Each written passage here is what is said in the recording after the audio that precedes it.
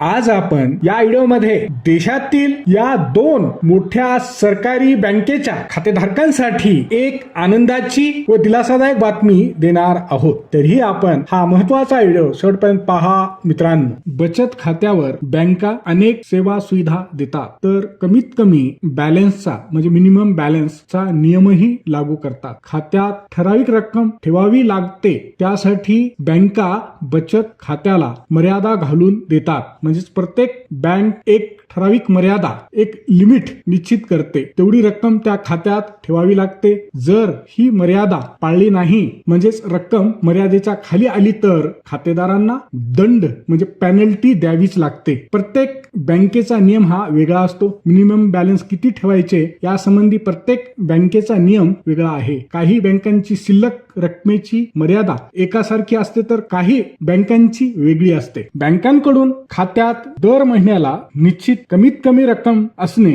बंधनकारक करण्यात आले होते। या नियमाने जवळपास सर्वच बँकांचे खातेधारक अगदी वैतागले होते। हा जाचक नियम खातेदारांना नकोसा झाला होता। मिनिमम बॅलन्स ठेवण्याच्या सक्तीने अनेक ग्राहक मेटाकुटीला आले होते, परंतु अशातच या दोन बँकेच्या खातेदारांसाठी मोठी चांगली बातमी समोर आली आहे। आता कोणत्या आहेत या दोन बँका ते पाहूया। Number 1 Indian bank. Punjab national bank, Canara बँकेनंतर आता इंडियन बँकेने देखील आपल्या देशभरातील कोट्यावधी खातेधारकांसाठी आनंदाची बातमी दिली आहे। इंडियन बँक आता बचत खात्यात मिनिमम बॅलन्स न ठेवल्यास खातेदारांकडून कोणतेही शुल्क आकारणार नाही। म्हणजेच आता बँक खात्यात पुरेसे पैसे नसतील तरी सुद्धा खातेधारकांना कोणताही दंड भरावा लागणार नाही। या निर्णयाचा ग्राहकांना मोठा फायदा होणार आहे, कारण त्यांना खात्यात किमान शिल्लक ठेवण्याची चिंता करावी लागणार नाही। इंडियन बँकेने त्यांच्या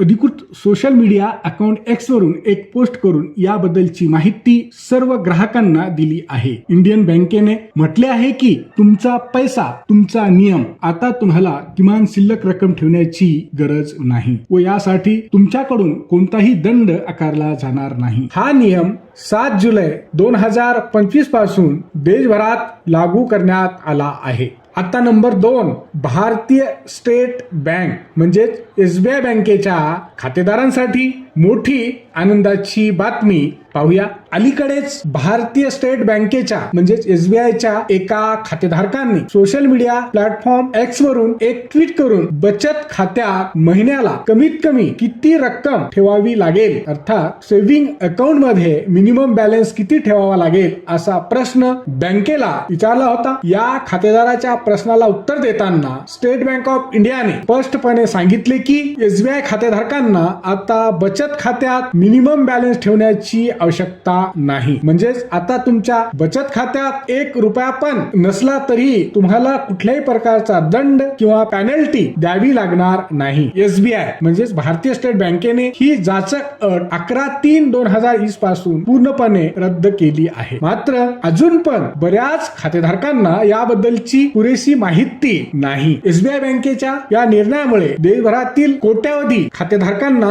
मोठा दिलासा मिळाला आहे। हा व्हिडिओ शेवटपर्यंत पाहिल्याबद्दल आपल्या सर्वांचे अगदी मनापासून आभार। खूप खूप धन्यवाद। जय महाराष्ट्र।